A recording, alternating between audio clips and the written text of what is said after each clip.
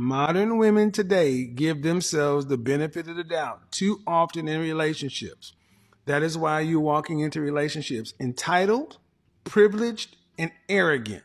Because you honestly expect someone to give you the benefit of the doubt when you are hypercritical of men.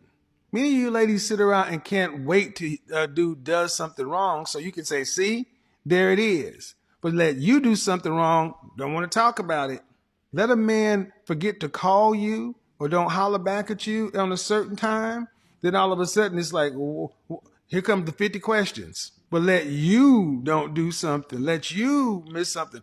Then all of a sudden, I don't want to talk about it. You're making me feel bad. How is it that you ladies can up? And then the man brings it to your attention and wants to talk about how you screwed up. You know you screwed up, but then he's responsible for how you feel about you screwing up. Get the out. No, ladies, that works with most men. But over here, high value men get the benefit of the doubt. Some women act like dating men should be easy. Like men exist to tolerate their mood swings, their drama, or their unhealed baggage. But here's the truth. If you are hard to deal with, if you are inconsistent, if you are constantly pushing people away, you don't get to be shocked when men ghost, check out, or move on. You don't get to blame him for not trying hard enough. Not every man is here to fix you. Not every man is here to validate your pain. Real accountability is owning your growth, your emotions, your patterns. Healing is not optional. It is necessary. And entitlement, thinking someone should stick around regardless of how you treat them, that's not love, that's expectation. And expectations without accountability, that's why you're still single. If you want a healthy relationship, start by being a person who can actually be in one. What are some of the things that you were told about men while growing up?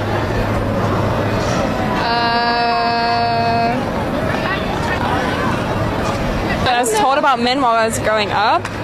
Yeah. Not to get drunk around men. Okay, so just like don't trust them? Yes. Okay. Just a fun one. Okay. On a scale of 1 to 10, how would you rate yourself? I'll definitely say a 10. You're 10? Yeah, a 10, okay. of course. Does that mean like there's no room for improvement? Or? No, always room for improvement, but I just feel that I have a lot to bring to the table, so yes.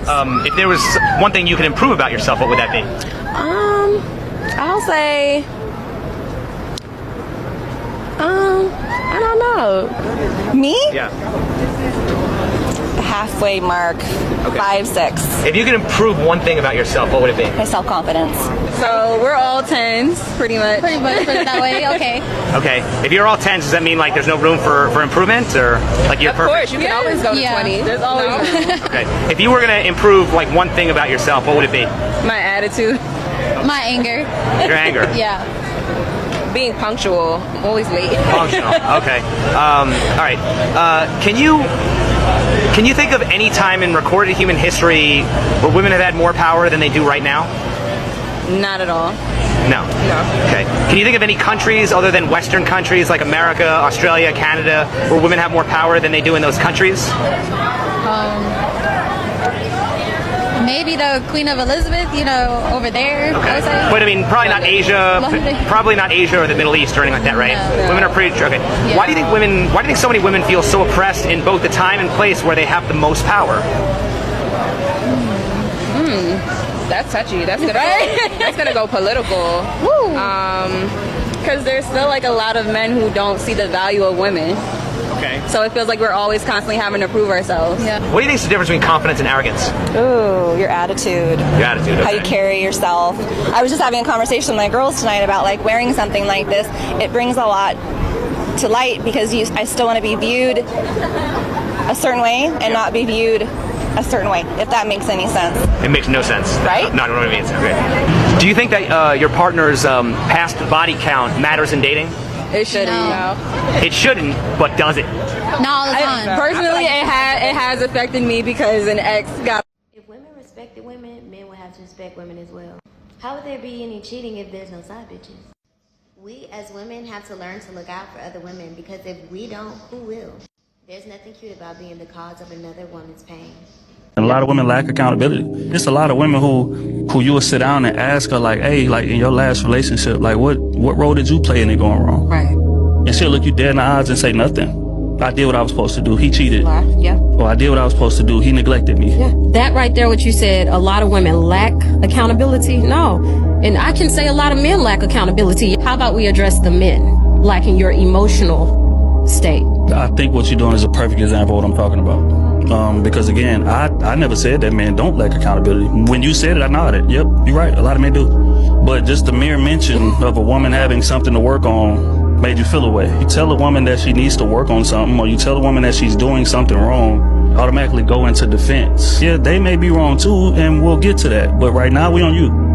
Don't spin it back in my moment of telling you what you need to work on. And a lot of women do that. Traditional women calling out modern women doesn't get any better than that. This is going to trigger a lot of women. And if it triggers you, that means it was meant for you. Ooh. I don't avoid the truth just because someone's ego is not ready to take it. A lot of women proudly say I have standards, but what they really mean is I want a man who gives me everything while I give the bare minimum. You want a man who's emotionally mature, financially stable, loyal, masculine, emotionally intelligent. While you can't handle accountability, you don't know how to communicate, you expect him to read your mind. Talk. You don't want a partnership. You want a provider, a therapist, a mind reader, all in one man. You demand emotional maturity where you get defensive the moment you're called out. You want consistency, but chase men who give you anxiety because chaos feels exciting. Talk that You shit. say you want a masculine leader, but reject anything that requires you to show up feminine. You call it high standards, but it's really just entitlement. Standards aren't about what you demand from others. Standards are about what you demand from yourself. If you want emotional maturity, heal your triggers. If you want consistency, stop entertaining inconsistency. If you want depth, stop showing up shallow. If you want leadership, be someone worth leading. And that's why you keep getting hurt. Not because good men don't exist, but because you're not the woman your ideal man would choose. Build your standards on your character, not fantasies. Because when you call entitlement empowerment or feminism, it's not confidence, it's delusion. The more women like this that speak out about the modern dating market and what the truth really is, not for nothing, the better it's gonna eventually be, because women are also waking up, or they just acknowledge the bullshit. Women want all the things that they are not themselves. They have a whole list of standards and they meet none of them. They go by this false fake reality that they deserve everything just because. Not because they deserve it, but just because I'm a woman and this girl's getting it and this girl told me that I deserve it, so I should get it. It doesn't matter if they can cook, clean, anything. Just because I'm a woman and I got a toto and you a man and you supposed to do this and you supposed to do that. These chicks be talking about men like they know the functions of a man when they not men at all. And of course, a lot of women are going to be triggered by what she says, because this woman is speaking the truth and she looks great. She looks mad wholesome, mad chill, mad traditional. The opposite of how most women are now. Loud, obnoxious, rude as hell, disrespectful. The list goes on. So of course they're going to call her a pick-me, but this is exactly what men want. Emotional maturity, soft-spoken. You can just tell by looking at a certain woman, there's no chaos there. How she carries herself. And women who are chaotic are going to hate this message, and that's why she says they're going to be triggered. So shout out to this woman, another good woman speaking the good shit, and we need more of this ASAP. I fumbled the man I probably should have married. Right. And I'm making this post so that y'all don't do the same thing that I did. This man was fine. He was like 6'3", buff, long hair. He looked like Roman Reigns. Society would easily give him a 9, easily. But frankly, his looks were pretty irrelevant, honestly. He actually was very kind, very sweet, very empathetic, very emotional, very in tune with his emotions, but also quite emotional. And, you know, he just had a lot of very positive traits. The number one being, he did not play about me at all. We dated for like 6 months, and I kept feeling like something was just missing throughout the relationship. Like something just felt like it was missing. And so one day when he pissed me off, I broke up with him like on a whim. Because the majority of my prior relationships were with like antagonistic men, I was not ready to receive someone who was safe and loving and kind and caring. Maybe I didn't think I deserved it. Maybe I couldn't recognize what it was. My nervous. This is why J. Cole made the song "Don't Save Her, She Don't Want to Be Saved." You just seen it right here in the flesh. Now I do respect the accountability part, because many women ain't doing it. 99% of women ain't holding themselves accountable. We know women dodge accountability like they dodge paying for something. But she basically described that she found and had the perfect man and she broke up with him because he wasn't chaotic enough.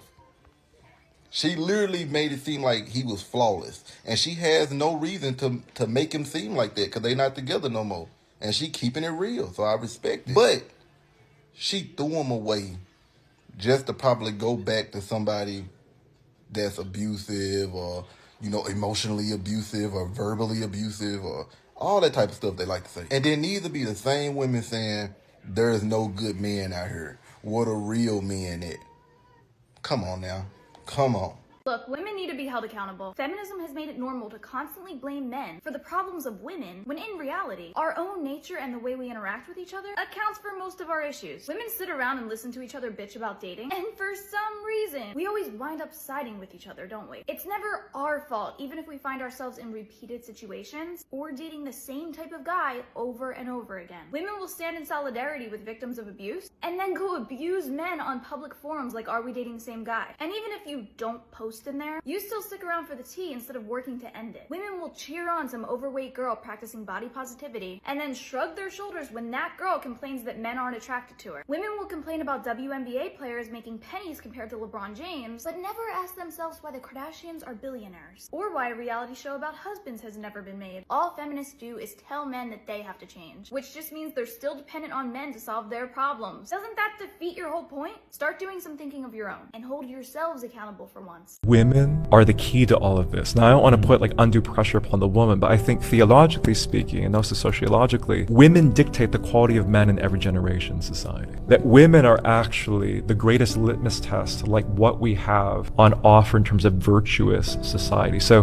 think here to the Garden of Eden, Adam and Eve. Who is the first to fall? The woman. As soon as the woman falls, there's no back and forth between the man and the woman. The man just takes the fruit and eats of it. The woman actually engages with the serpent. And so the woman introduces the fall to the man. And I find that to be very much the case today, where as soon as a woman lowers her standards, when it comes to like what it means to be pursued, what it means to enjoy affection and conversation and friendship between the sexes, the man, he'll lower his standards. He's so weak in some respects that he won't say, no, my beloved, like you are worth pursuing and you're worth preserving until marriage. If the woman lowers her standards, the man will fall with her.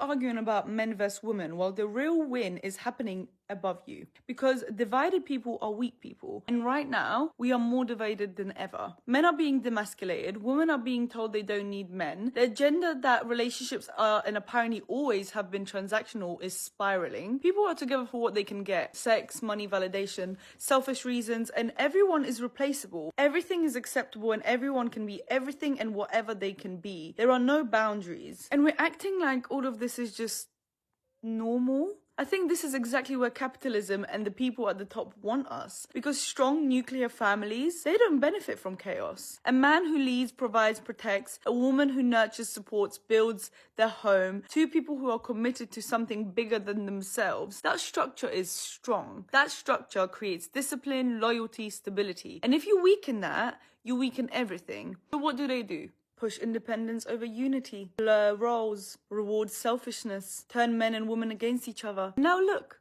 everyone's defensive, everyone's trying to win or one-up each other instead of building. And we're feeding into it. Every time you treat the opposite sex like the enemy, every time you move from ego, hurt or revenge, you're playing your part perfectly. That is not how we were meant to live. That is not what marriage is supposed to be. And if you believe in God, then you know this is in the design. So stop asking who's right. Stop asking who hurt you. Ask yourself, am I building something real or am I contributing to the breakdown? Because if we don't come back together, if men don't step up and women don't meet them there, then this only goes one way, and it's not a good one. As women, it's not natural for us to take accountability. You know, if you hit the curb with the car, like, oh, it wasn't my fault. Like, the curb was there. Mm-hmm. But like, if you asked a man, he would be like, it was my fault. But it's important, especially in a society that tells us that nothing is our fault and that there's no consequences for our actions. Sometimes, ladies, you are the problem.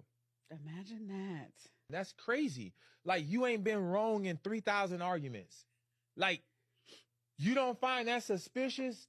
You haven't been wrong in 3,000 arguments? Come on, woman. At some point, you have to be the problem. These modern day women, they don't listen to nobody. No one. You don't even listen to your own mama. You think your own mama crazy. Everybody crazy but you. And then you repel from great advice and you keep running into the same type of guy in a different body and then cry boo-hoo, all men ain't SHIT, but it's really you. Your picker ain't SHIT. Don't feel sorry for none of y'all. You are a victim of your own crimes. Okay, we need to have a conversation that's going to be uncomfortable to hear. How women are becoming insufferable, and it's not just affecting men, it's affecting other women too. And before you come at me in the comments, hear me out, because I say this with love. I see this pattern everywhere in relationships and friendships, on social media, reality TV shows, podcasts, even in my own comment section. And I think we need to have an honest conversation about what's happening to us as women. Here's what I've been noticing, and it's honestly heartbreaking. We've been programmed by society to think that having zero accountability is somehow empowering, but it's actually making us insufferable to be around. We lack emotional intelligence, so we react to everything from pure emotion instead of thinking things through logically. We feel entitled to everything without bringing anything valuable to the table, whether it's in relationships or friendships. We've lost our moral compass. We don't have principles or values that guide our decisions. We just do whatever feels good in the moment. Loyalty has become a foreign concept. We'll throw anyone under the bus if it benefits us or makes us feel good about ourselves. And this isn't just impacting our romantic relationships with men, it's destroying our friendships with other women too. I see it in my comments all the time. Women attacking other women for having standards, for growing, for trying to better themselves. We've been conditioned to think that being difficult, dramatic, and demanding makes us strong, independent women, but it's actually making us insufferable and people that others want to avoid, honestly. The culture taught us that having no boundaries with ourselves, but expecting everyone else to cater to us is normal. But that's not how healthy relationships work. We can't build meaningful connections, romantic or platonic, when we're operating from entitlement, emotional reactivity, and zero accountability. If we want better relationships, we have to become better people. It starts with looking in the mirror, not pointing fingers. I have a question for the men. What are women doing actively today in dating that is contributing to the lack of success in the dating environment? I genuinely want to know. I feel like we're about to have some serious show and tell time here, but she asked, so I'm going to answer because I came up with 10 things. Number 1, chasing the same small percentage of men. Look, you can't have the majority of women chasing that same top tier group of men and then act confused or surprised when those men have options and don't want to commit to you. That's not some fucking dating mystery. That's just basic math. Number 2, having standards for men that you don't apply to yourself. He has to be fit, attractive, successful, confident, funny, financially stable, ambitious, masculine, 6 feet tall. And the second that he asks what you bring, that's misogyny. Number 3, treating dating like an audition where only the man has to perform. He approaches, pays, plans, leads, impresses, pursues, and proves himself constantly. Well, what the fuck are you doing besides just showing up and judging him? Number 4, confusing attention with dating value. Hundreds of likes and DMs and men willing to sleep with you doesn't mean hundreds of men want a relationship with you. Sexual attention and commitment are very fucking different things. Number 5, thinking that your success automatically attracts a man and makes you more valuable. Men don't give a shit about your degree, your career, your house, your income. That may make you more successful, but look, men don't choose wives using the same checklist that women use for husbands. Number 6, calling everything a man does the bare minimum. He works, he helps around the house, plans dates, he supports you, stays loyal, listens, he fixes shit, takes care of things, and that's the bare minimum. Then everything she does is supposed to be celebrated. You can't constantly minimize what a man does and then wonder why he stops wanting to do it when you don't reciprocate. 7, complaining that men don't approach while saying women shouldn't have to. Women spent years telling men don't approach us at work, at the gym, the store, wherever. Men listened, and now it's why don't men approach? Number 8, treating every male boundary like it's insecurity. A man says he doesn't want you to be an OnlyFans creator, he's insecure. No guy best friends, he's controlling. No entertaining exes, he's jealous. No going out with friends to clubs by yourself, he's toxic. See, women want men to respect their boundaries, but they don't want to have any boundaries of their own. Number 9, wanting traditional treatment while rejecting traditional expectations. You want the masculine, protective, successful, confident, decisive man willing to provide, but he wants femininity, loyalty, respect, peace, and cooperation, and suddenly the patriarchy's out to get you. Number 10, refusing to consider that you might be part of the fucking problem.